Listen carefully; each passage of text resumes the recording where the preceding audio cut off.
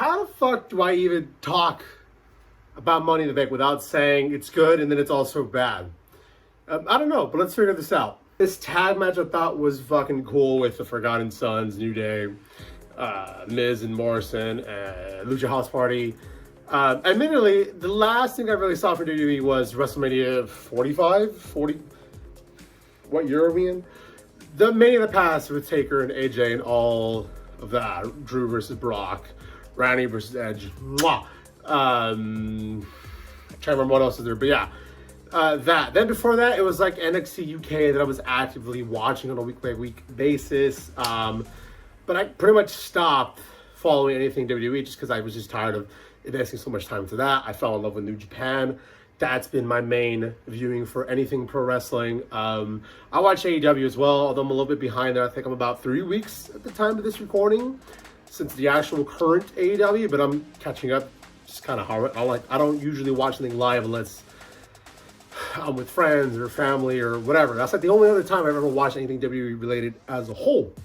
That being said, some of these guys, or girls, I recognize as some. I don't know who the fuck they are. Like the Forgotten Sons, I don't know who they are. Based on what I saw, they're pretty fucking solid. I like what they got there. I would like to see them in an actual match. It's not just throw a bunch of tag teams together, but whatever. It'd be what it be. The match itself, though, was fun. I enjoyed it. I thought the New Day, or 2/3 of the New Day, did a great job, especially fucking Biggie. I thought Miz and Morrison did a really good job in what they did. John Morrison hit it, I think, on Lince Dorado, a fucking Spanish fly on the top of a turnbuckle to like a bunch of bodies outside. That was fucking sick. 15 minutes, it just felt kind of short for all these guys in this match, but it'd be what it be. Ended with the New Day retaining their titles, which was cool. I was happy to see that. Fucking Lince Dorado was probably the guy who shined the most in this match. Everyone's talking about him right now on Twitter. I thought he really stood out. He took a lot of those early bumps too, so I mean, I fuck with it. After that, we had Bayley with Sasha doing a promo. That was cool. I fucking love Bayley.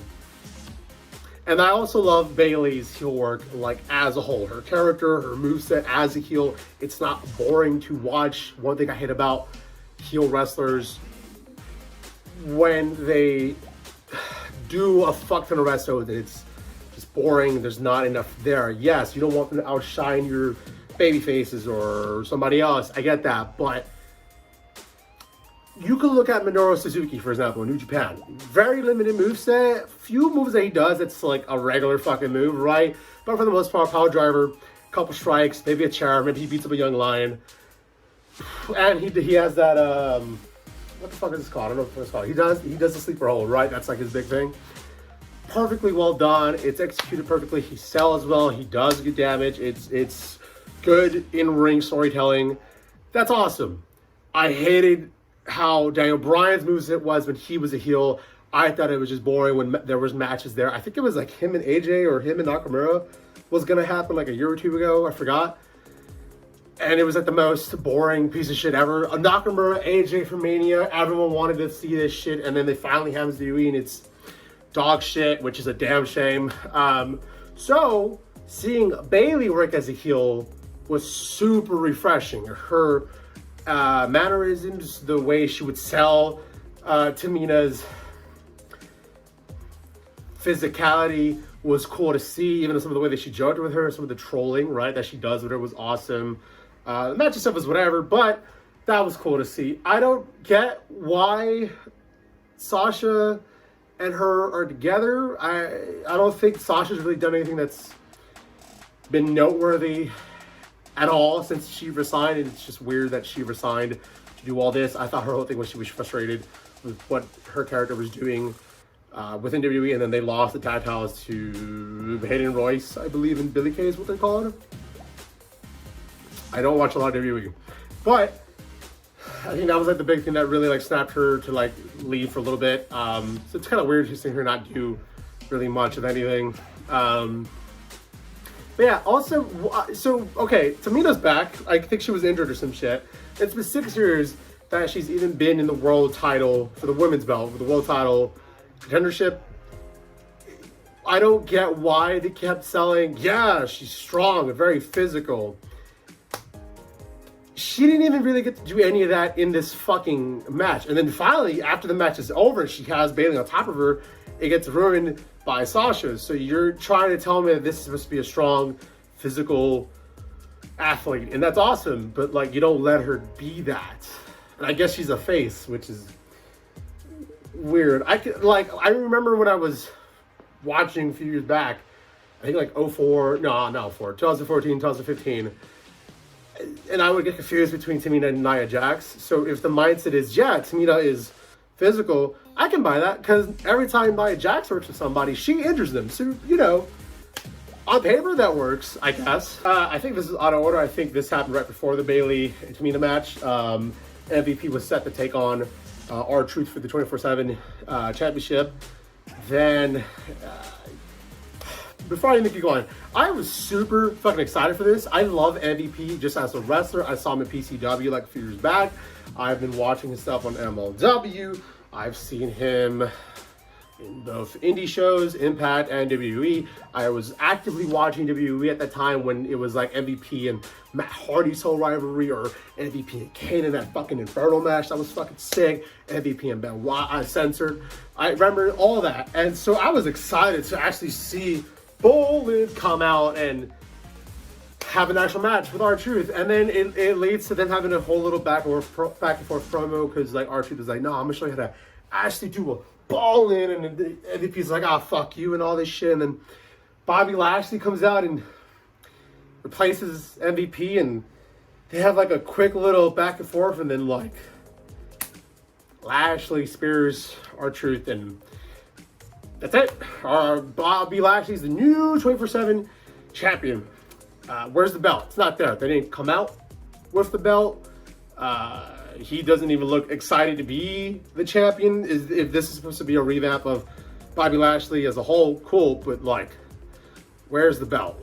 Unless this is some shit that I just didn't see because it's on Raw or SmackDown, so week-to-week show, which I'm not watching. I'm only watching pay-per-view for WWE because that seems to be the only thing that matters. And even then. So, whatever. That happened. Then we had Braun versus Bray in what I thought would have been super cool. I was expecting for there to be a whole other Firefly House production with like how they did with Cena and Bray, or The Fiend, whatever. I was expecting more of that. I didn't realize they were actually just gonna have a fucking match. Okay, that was kind of interesting. It's weird to see Bray in this super casual clothing. Match, man, it super simple. Like, if you're someone that cares about seeing these pro athletes actually wrestle and have an actual fucking match, you're gonna go outside and protest that fucking match, and the fact that you have to stay inside and watch that fucking awful match. Hi everybody, I had to stop real quick just because, well, with this whole lockdown, I don't really have privacy, so I can't record whenever I want, especially something like a live, not live reaction, but post reaction to Money in the Bank. So I'm outside. So please bear with me here, as you're gonna see me not physically talk. So, continuing on with what I was trying to say.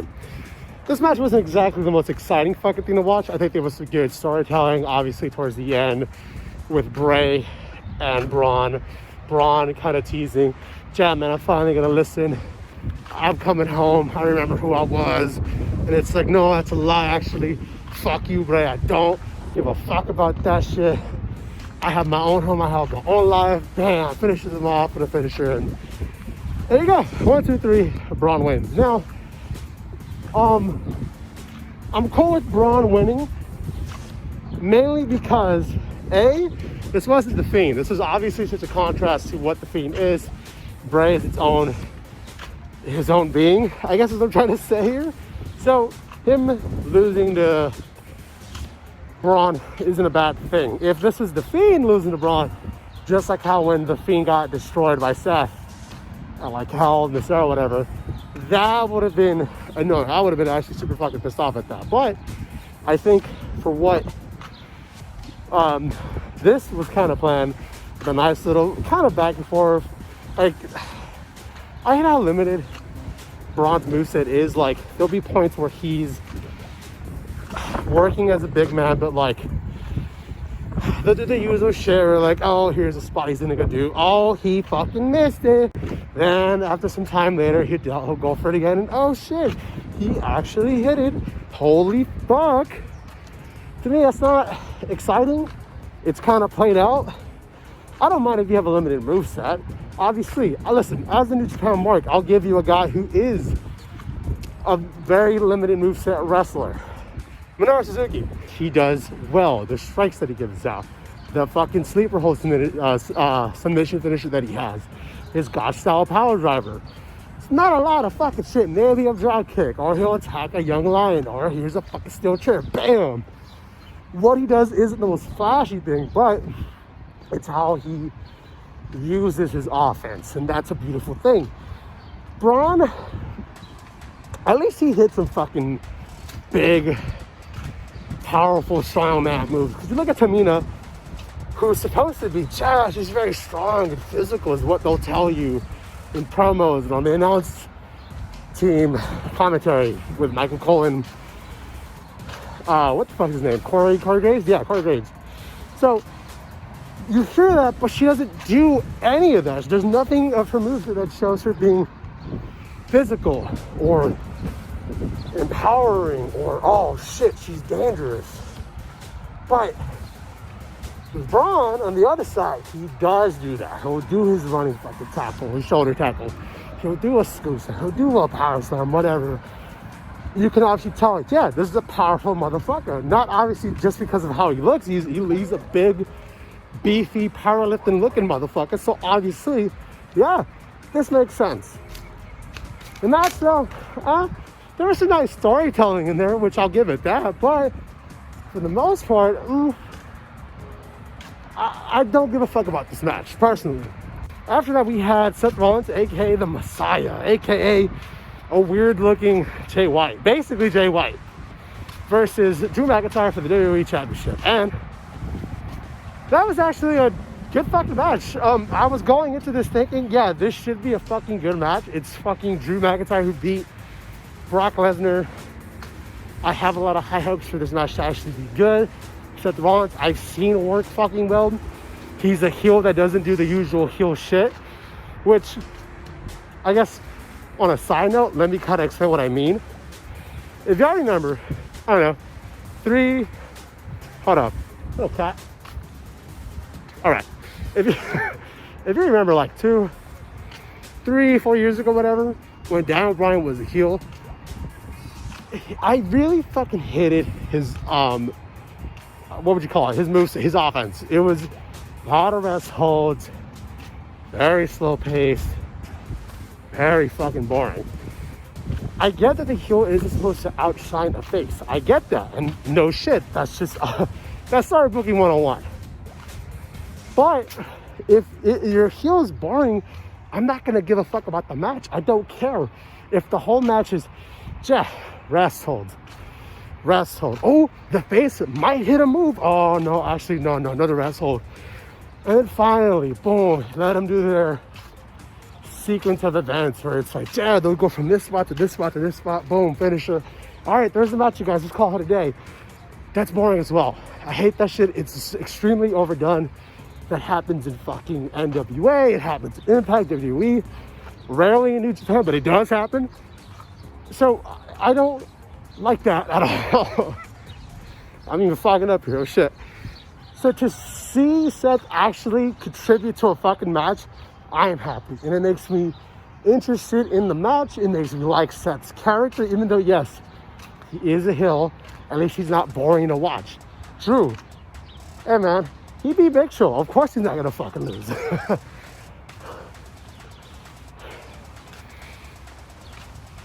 And then obviously he won his title from Brock Lesnar at Mania. So obviously they're trying to build this guy to be the current. Yeah, that's the poster boy. That's the WWE champion, guys. Fuck yeah. So no shit, he wasn't gonna fucking lose. If he did lose to Seth, that'd be fucking weird. Weird to not see Murphy interfere, but whatever. I don't know what happened. Maybe, you know, COVID-19, but wasn't he like on Raw, like, I don't know, 2 weeks ago or some shit? I don't know actually. I should watch more, but you know, So anyway, this match was actually fucking good. There was a lot of selling on Drew's part. There was a lot of selling on Seth's part. Seth sold a fuck ton of Drew's offense. Drew sold the fuck out of what Seth Rollins was doing him. That shit was cool. They actually had an actual fucking match. Which obviously Drew went over and beat Seth Rollins to retain his WWE Championship. Two things.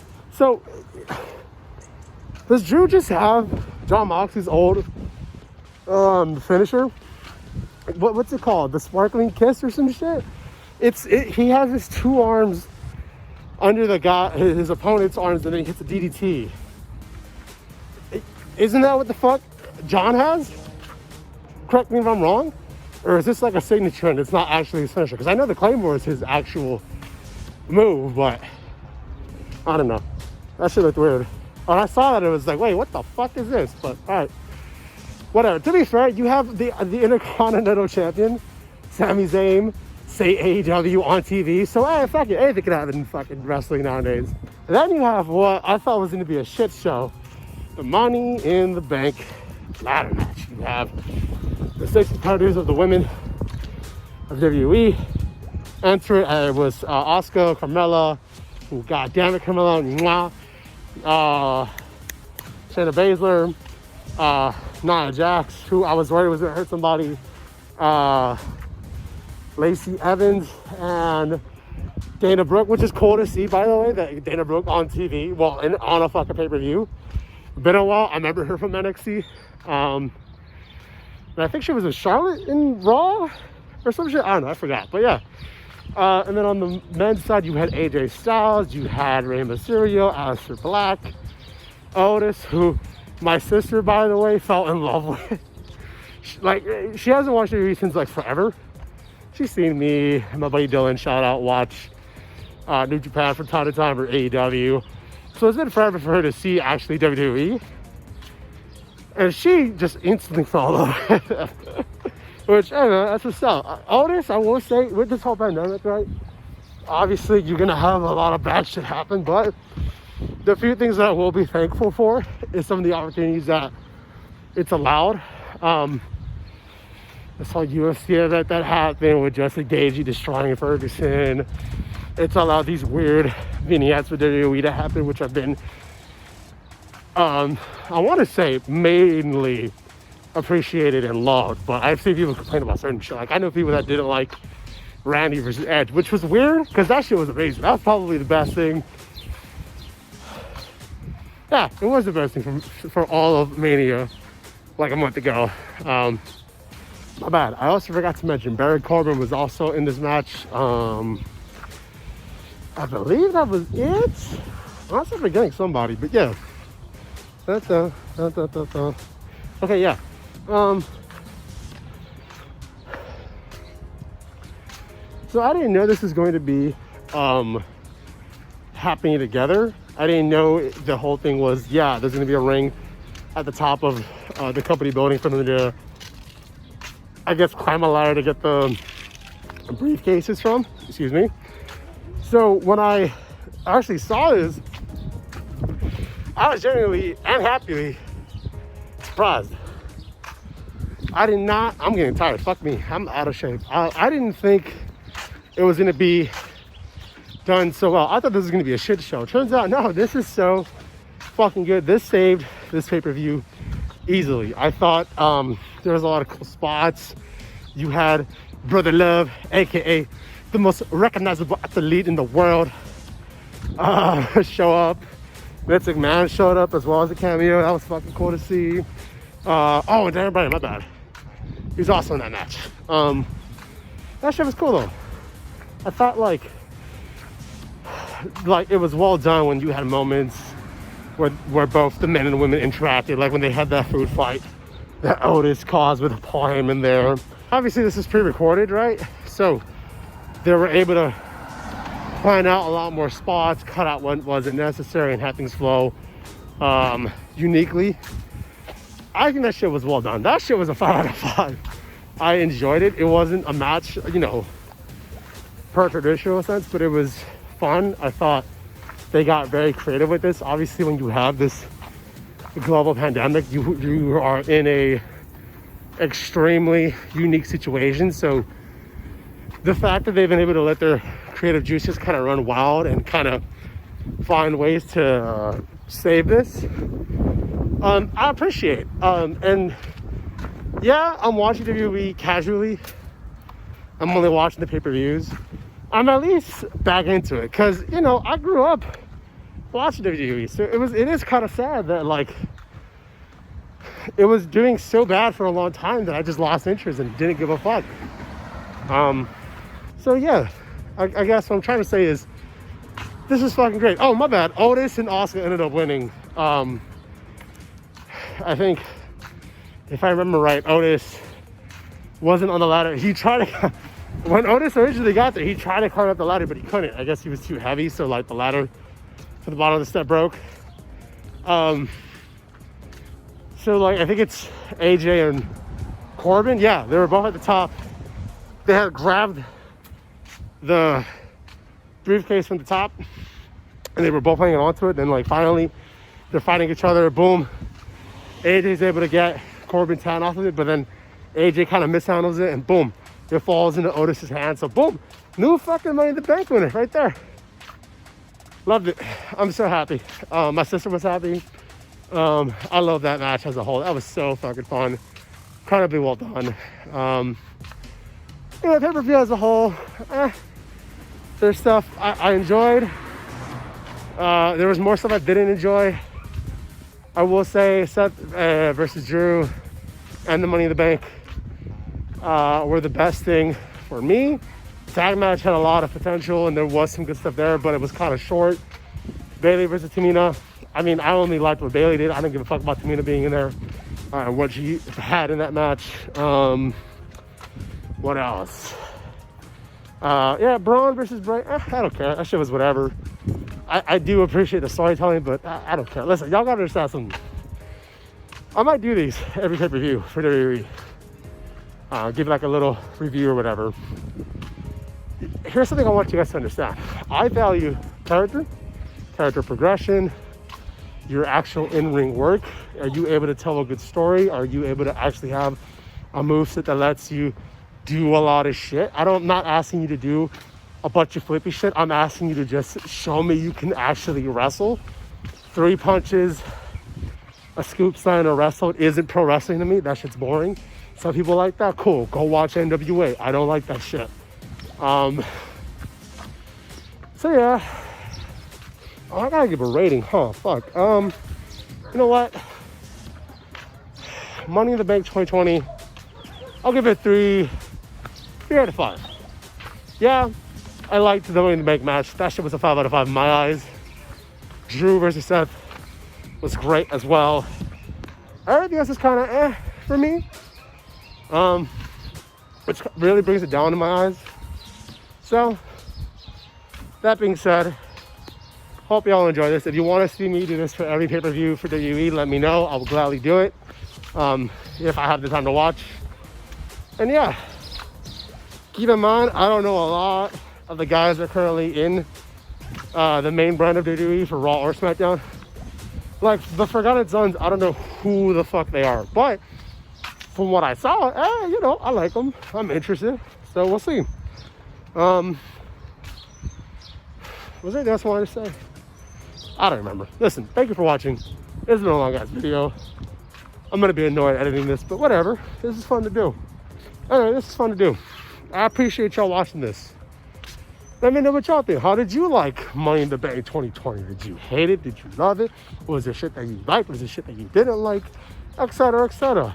If you like this video, I appreciate that. Because apparently, motherfuckers need to be reminded to like a video. So whatever. I do that shit as soon as I watch a video. And if I really don't like it, I'll dislike it. But whatever. I'm rambling. I'm sorry. I love you. Stay juicy. Bye.